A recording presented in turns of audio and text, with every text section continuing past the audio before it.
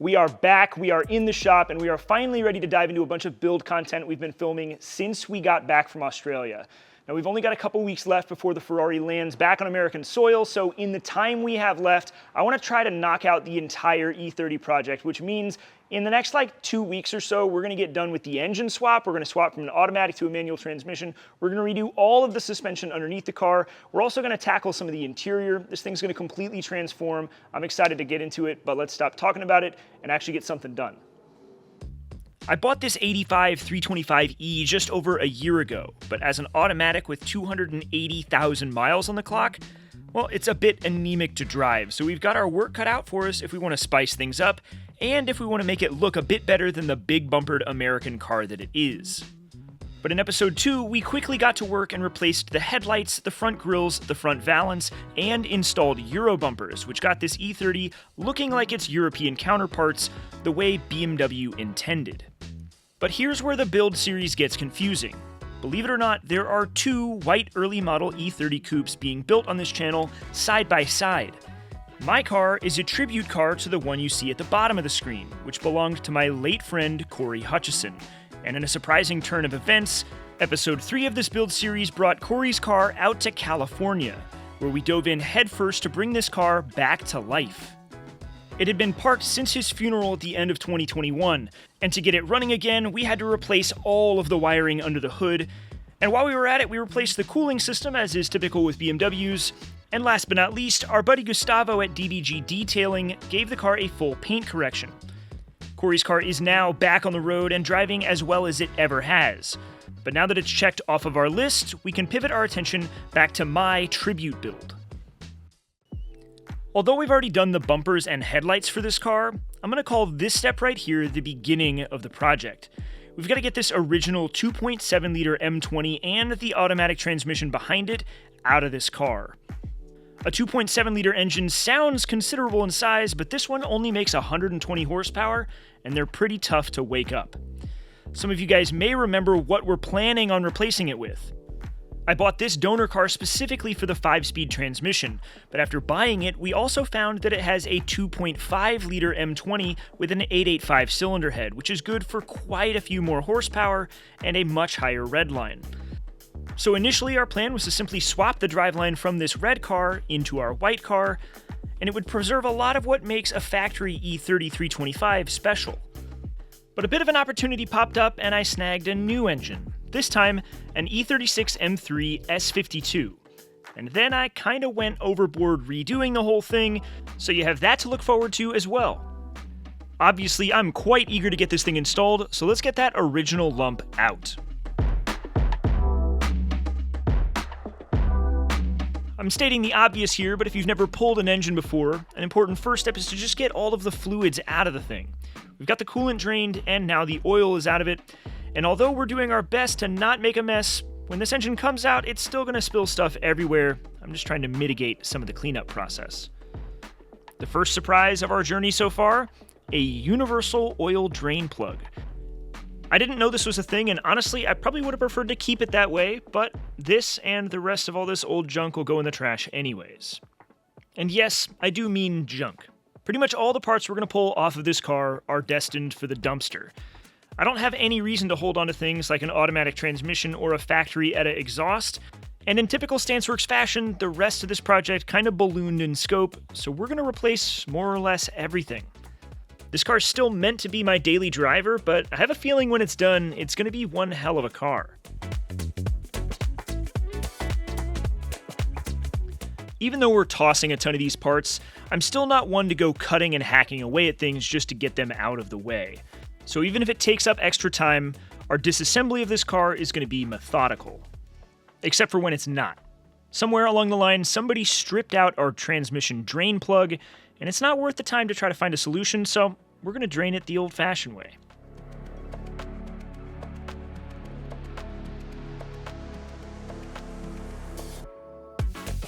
I'm not going to say there weren't other ways to accomplish this, but why not? It was kind of fun. And now we don't have to worry about spilling all of the fluid from the torque converter all over the shop floor when we pull this thing apart.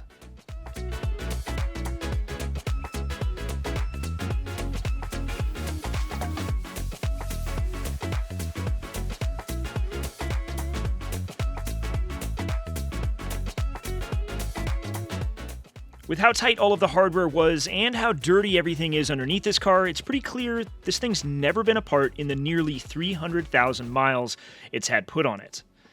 But to give it some credit, it's pretty impressive that it's lasted this long. In the BMW community, these transmissions are known as the auto tragic, given how failure-prone they are.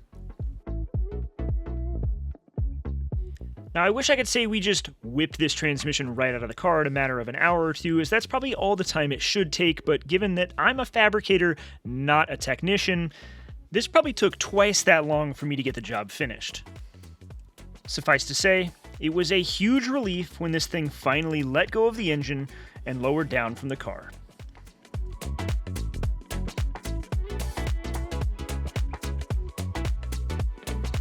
And now, as promised, we're headed straight to the dumpster. And no, that's not a euphemism.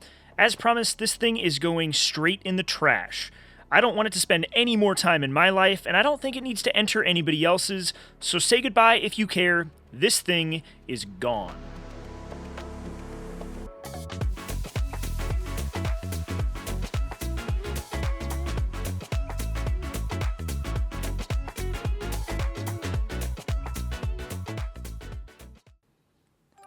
With all of the fluids drained out and with the transmission removed, there were only a few small details still holding the engine in place. With our automatic transmission in its final resting place, I think the engine should meet a similar fate so we can turn our attention to our new S52.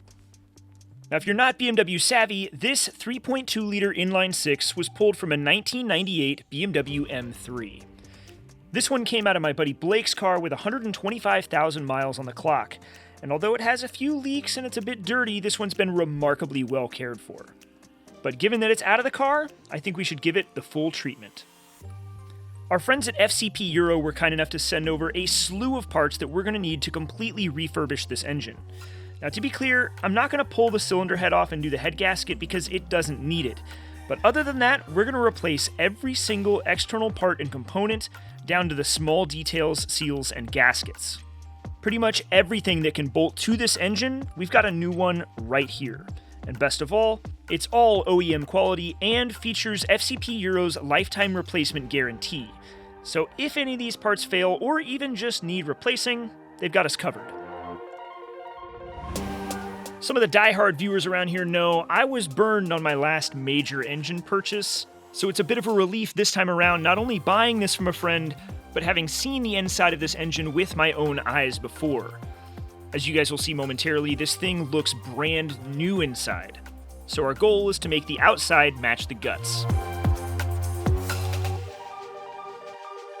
Working on these engines is admittedly simple stuff. There's nothing complicated here, but I'm still asked pretty regularly where I learned to do this kind of thing. And I've always been an advocate of saying I think anybody can learn to do exactly what you see on this channel.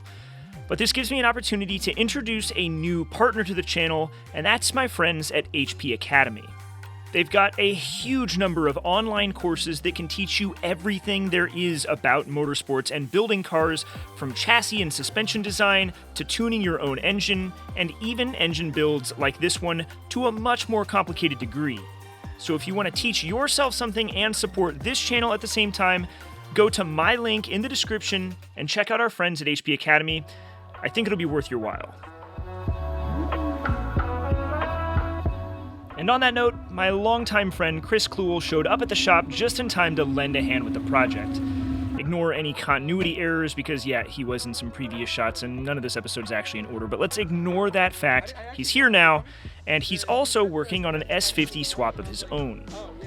To be fair, his swap is a bit more interesting in that he's swapping it into a vintage Mercedes, but nonetheless, this is all familiar territory to him, and he's eager to see how we pull off our endeavor.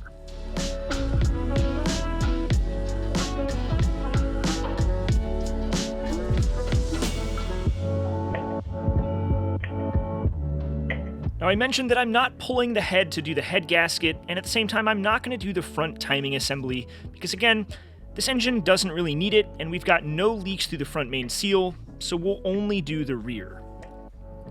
Now, some BMW guys are crybabies and will endlessly complain that the United States never got the, quote, true M3 engine for the E36 platform.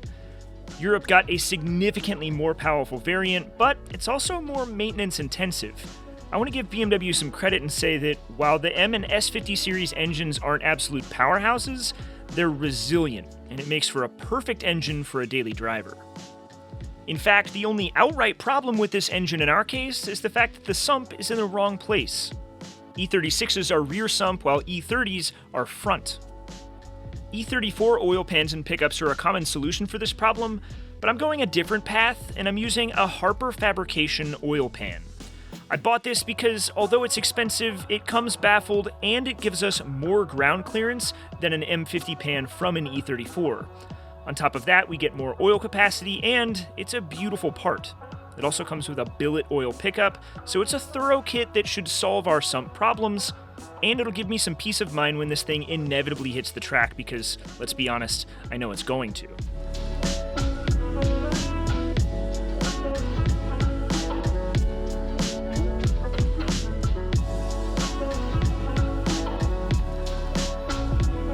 Given that we're changing our oil pickup location, we're going to get rid of the original oil pickup support mount so that our new oil pan will clear. It's the only modification required in order to mount this Harper Fab oil pan, which probably will only help maybe one person that sees this video, but there you go. Now you know.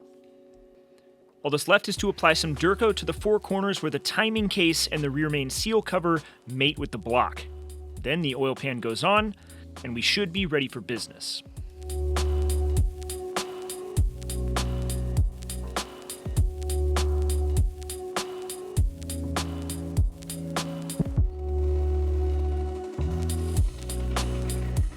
To fit in the E30 and to offer its construction method, there are three particularly difficult to install bolts on this pan, but a magnet on a stick and a wobble socket got the job done.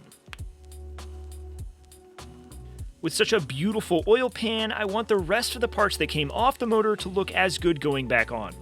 So I took some of them over to the shop next door at Leichtbau and used their incredible parts cleaner to get some of these things looking as good as new. Now I know that if I'm not careful, I'm gonna wish I had painted the block, so I'm not striving for perfection here. I just want something that looks as good as it can be while still meeting daily duty requirements. We'll throw a new gasket on the oil filter housing, bolt it back on, and then continue with the rest of the accessories.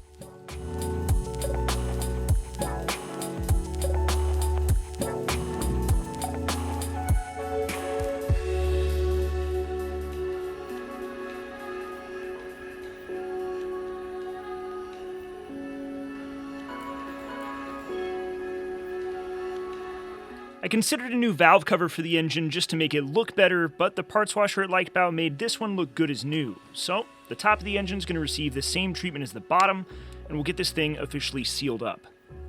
This engine recently received a complete Vanos rebuild, so we don't have to worry about that one bit. At the front of the motor, I'm installing a new water pump, and there are three different kinds to choose from. There are plastic impellers, composite impellers, and metal impellers. The plastic is junk, and most people try to decide between metal and composite. I tend to go with metal, but if it fails before you replace it, it can damage the inside of the block, so there is a trade-off. But I replace BMW cooling systems way more often than your average person, so I'm not worried in the least. As part of our FCP Euro, we've got new tensioners and idlers for both the main serpentine belt and our AC compressor belt. We've got a new power steering pump, a new alternator, and thanks to AC Solutions, we've got a new AC compressor and the rest of the AC system as well, but we're going to touch upon that in the next episode.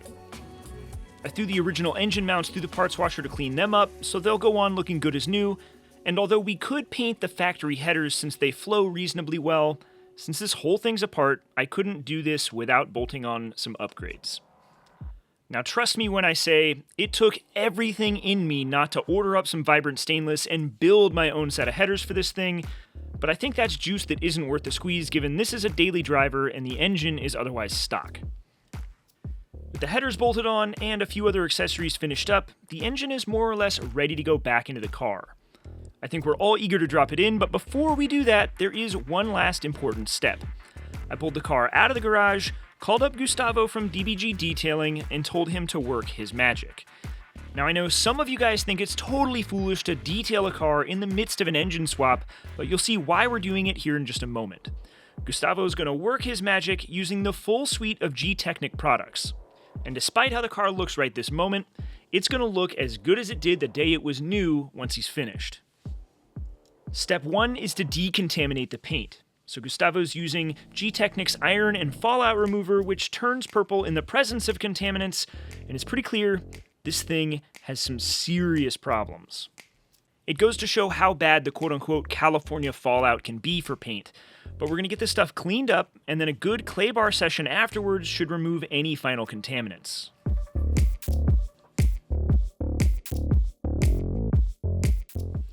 Then comes a good old-fashioned soap and sudsing, and a hand scrub down.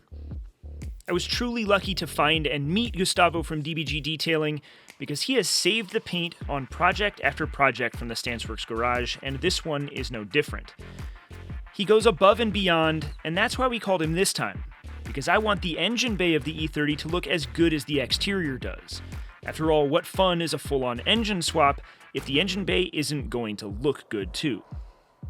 He got all of the nooks and crannies looking perfect, and then migrated to the outside of the car to work his more traditional magic of restoring the luster and shine to the paint.